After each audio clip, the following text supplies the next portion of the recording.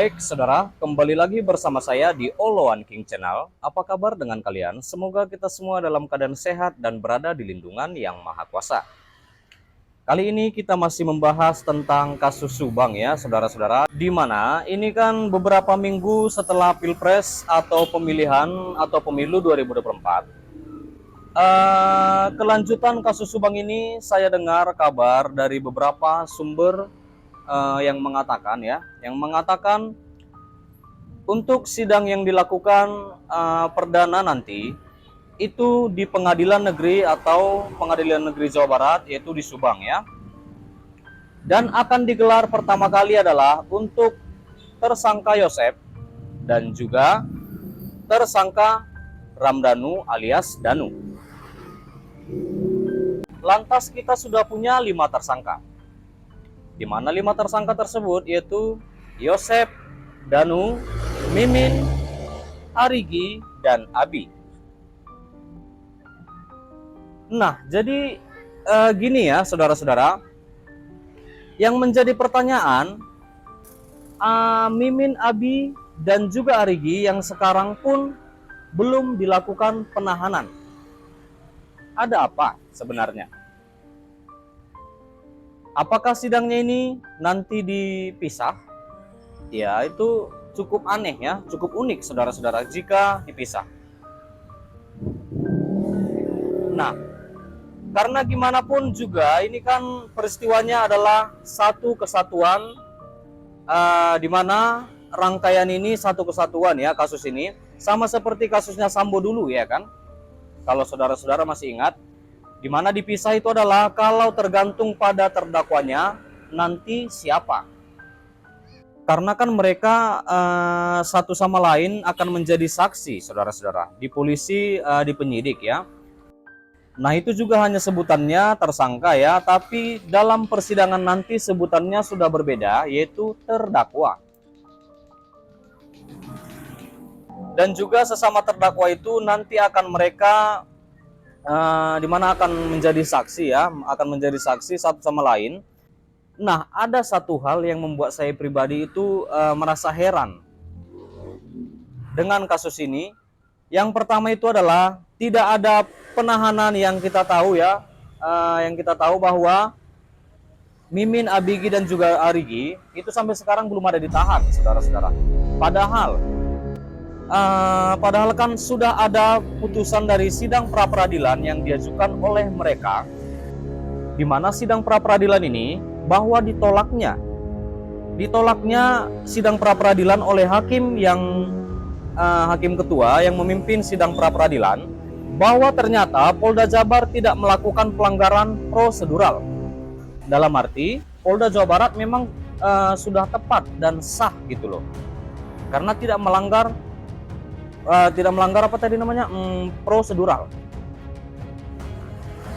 Tapi kenapa itu masih belum menjadikan mereka percaya diri untuk menahan para 3 tersangka tersebut, yaitu Mimin, Abi, dan juga Arigi. Nah, lalu menurut saya juga ya saudara-saudara, menurut saya pribadi, ini tipu muslihatnya cukup banyak. Kenapa cukup banyak? Kenapa dulu itu mereka ini satu sama lain kesannya itu kan begitu saling sportif ya kan, saudara-saudara, sportif. Tapi ternyata di belakangnya itu mereka saling ya begitulah, mungkin kalian tahu ya. Dan juga ada di bagian mereka itu begitu sangat saling ribut, saudara-saudara, saling ribut. Dan ternyata aslinya di luar kelihatan seperti gimana gitu ya kan. Padahal aslinya mereka sangat kompak. Nah, jadi itulah saudara-saudara yang membuat terkadang mata itu tidak bisa dipercaya 100%. Tapi sekarang Danu sudah menjadi JC atau Justice Collaborator. Dan saya juga mengakui bahwa dari faktor ekonomi, faktor sosial, dan itu hanyalah anak angkat saudara-saudara. Ramdhanu itu hanyalah anak angkat.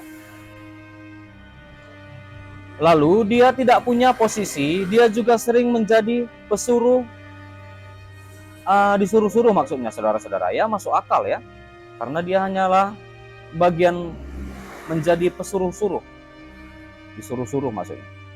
Bagian apalah dibilang tukang suruhnya lah ya saudara-saudara, dalam bahasa seperti biasanya kita dengar. Nah, tapi kalau dikatakan bahwa Danu memanfaatkan Yoris, itu kemungkinan ya, kemungkinan yang pertama mungkin saja, atau yang kedua bahwa dia itu merasa bersalah sebenarnya, karena kan Danu sudah mau sempat menceritakan ya sebenarnya ya saudara-saudara, dia itu seperti udah enggak labil. Bahkan sebulan setelah kejadian, Danu udah mulai cerita ya, sudah mulai cerita, walaupun ada bagian-bagian yang dibohonginya. Seperti kalau saya nggak salah itu tentang nasi goreng ya, tengah malam membeli nasi goreng, kalau saya nggak salah. Ya kita nggak tahu juga saudara-saudara bahwa Danu pun berbohong, entah itu pengaruh suruhan atau tuntutan seseorang, kita juga tidak tahu. Kita nggak tahu juga maksud kebohongan dari Ramdhanu ini saudara-saudara. Iya kan? Seperti yang kita tahu juga bahwa itu kan pernah dikatakan dia bagian suruh-suruh gimana ya Pak Yosef gitu ya, dan juga dia disuruh Pak Yosef seperti ini, seperti ini, seperti ini dan semacamnya. Kalau saudara-saudara masih ingat? Iya. Jadi sampai situ dulu saudara-saudara berita terkini yang bisa aku sampaikan tentang dimana kasus Subang, update terkini tentang kasus Subang. Dan terima kasih juga buat saudara-saudara dimanapun kalian berada. Terima kasih sudah menonton video ini. Terima kasih sudah support aku dan dukung aku di channel ini. Jangan lupa di like, berikan komentar kalian di bawah, dan please share video ini saudara-saudara, dan subscribe dan nyalakan loncengnya. Terima kasih.